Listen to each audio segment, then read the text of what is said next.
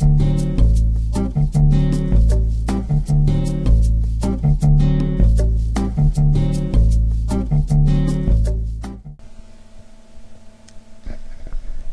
kids, today we're going to do a lesson on the writing process, and there are 4 parts to the writing process, so I'm going to do them as 4 separate videos. And so the first video, the first topic will be pre-writing. So pre-writing, let me pull this up. Pre-writing is the first step in the writing process. And pre-writing is where you develop your ideas and get pre-writing is the first step in the writing process, and that is where you decide what you're going to write about, what you're going to include. Pre-writing will help you find a topic, gather details, and organize them. So let's go through this. What is pre-writing? Well, obviously it's the first step in writing is to have something to write about. Many times it may be already assigned to you, but if it's not, you have to determine that. So you would have to find the subject, select a topic, gather details, write a first focus statement or topic sentence, and or create an outline. That's the first part of the pre-writing process. Finding a subject. Many people just make lists or search for lists on the internet. There are different writing processes. You can brainstorm, and that would be where you would just come up with as many ideas as you can, not evaluating any of them, just deciding that they're ideas, and you're just throwing them out there. Some people like to free write. Free write is very similar to brainstorming, except you're actually writing. So you write in paragraph form and sentence form, but you write freely until your ideas kind of start to make sense or to focus you in a direction you want to go to. There's a method called clustering, or some people call it idea mapping or idea bubbles. A cluster is, for example, on this particular example, you start with the word weather, and you start clustering pieces off of that, whatever comes to mind, and then you work off of those. So in this particular example, weather made the person think of fall, spring, winter, and summer. Winter made them think of blizzards. Summer made them think of heat and rain. Rain made them think of storms. Storms, hurricanes, tornadoes, and thunderstorms.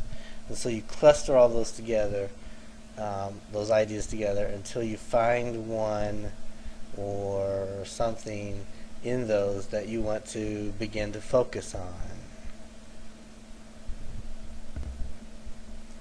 Okay, another method here is timeline or timelining, and that's where you write a time indicator. You can see the example on the left column is a time indicator, and the right column is what actually happened. And that can kind of help you organize some events and kind of focus your writing on the order in which you want them to follow, and to help you keep them clear in your head. You don't necessarily, I mean, if you write with flashbacks and things like that, you won't follow the timeline specifically, but the timeline helps you organize ideas into your head. Next is the Kwl chart that some people like to use. K stands for know, or what do you know. W stands for what do I wonder. I've also heard it says what do I want to know. And L is for what did I learn. So then you put in the right column things that you already know. Then in the second column you put things that you want to know about. And in the third column you write the answers to that information you came up with.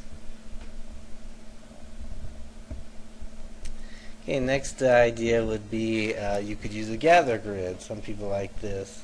And in the left column you put your subject, then you write down questions that you have that you think you will need to know to write whatever you're writing. Then in the middle columns you write the titles of where you looked for information, and then in the bottom columns you write what you found out that answers each of those questions. You could see how there have reference page numbers and things like that. When we get to research papers, we'll cover a lot more of that. But for now, that's what a gathering grid looks like if you choose to use that method.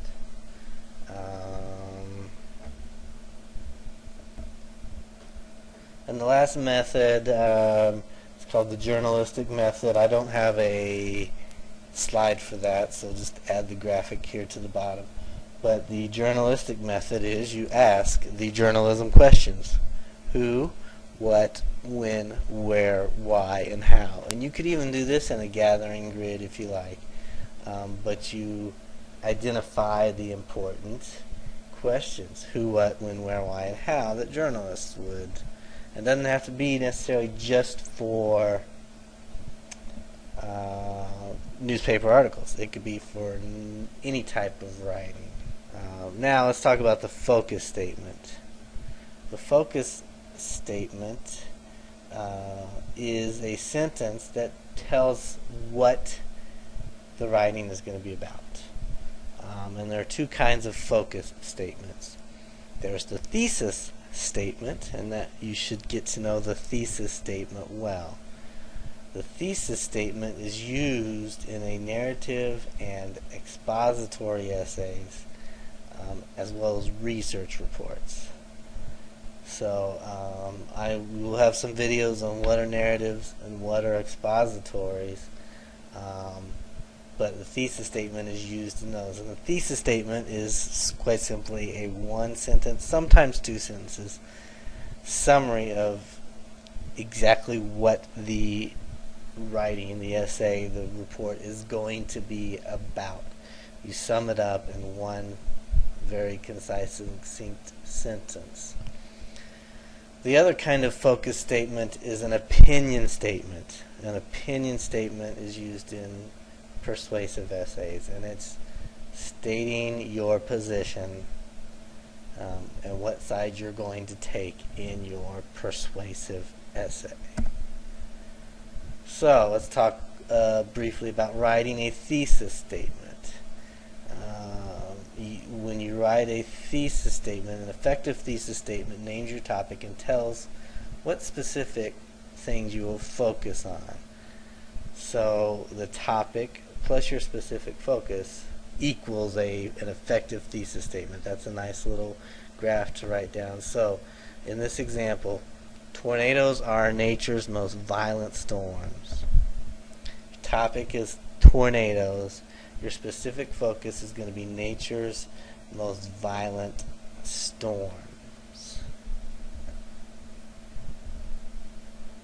An opinion statement is the topic plus your opinion makes an effective opinion statement. So, since tornadoes cause millions of dollars in damage each year, the government should spend more to protect them. The topic is tornadoes. The writer's opinion is the government should spend more money to protect people from the damages of tornadoes. So those are your focusing statements. Your topic sentence. This falls under the pre-writing stage 2 because it gets you started on your topic. It gets the reader ready to know what they're going to read about. The topic sentence is a sentence that guides the context of the paragraph. Each topic sentence in an essay does two things. It supports the essay's focus statement, and it deals with one main point. So each paragraph has a topic sentence that, in essence, guides the paragraph, tells us the main point that's going to be in that paragraph, and helps lead us through the writing. Writing a topic sentence. To create a topic sentence, you need to list the main points of your essay's focus. Choose the points that can be supported with details, and write each main point as a topic sentence. So the example they give, main point 1, because remember the 5-paragraph essay has 3 body sections. How tornadoes form, in the topic sentence is tornadoes form when 2 masses of air meet and battle in the sky. And so they've created 3 main points that would go as their 3 bodies, and then written a topic sentence for each one to kind of guide their writing. And an outline. Outline you do before. Some people use it as a brainstorming method. Some people use it as a timeline organization method. Some people just use it as an overall general organization. The outline does just that, outlines what you're going to do. It's very important, even if you just use bullet points. As you can see, the example here has a formal outline, the Roman numerals, the letters, etc. You could just use bullet points if that works better for you, but it is vital to outline what you're going to do before you start writing. That way, particularly short stories, one of the biggest mistakes I see with short stories is that the person starts writing with an idea but doesn't know where they're going with it, and they end up having a sloppy ending, a poor ending, a shortened ending, just to get it finished. If you have an outline, you know where you're going, you know the structure you're going to follow, and you make sure you hit all the points that you want to hit. So asterisk by this, highlight it, circle it, whatever. An outline is important. So here's a sample outline about tornadoes. Remember we said their topic sentence was tornadoes are nature's most violent storms. That would be part of your introduction paragraph. Then the 3 body sections are your main ideas. And then if you're working off your 5-paragraph essay, you have your conclusion after that. So there's a good example of a very formal outline. See, everything is in sentence form and all that. So that is pre-writing. The next step that I will cover in the next video is writing. So that's a lesson. That's your lesson on pre-writing. Hope you enjoyed it, and I'm sure you're looking forward to your lesson on writing. Until next time.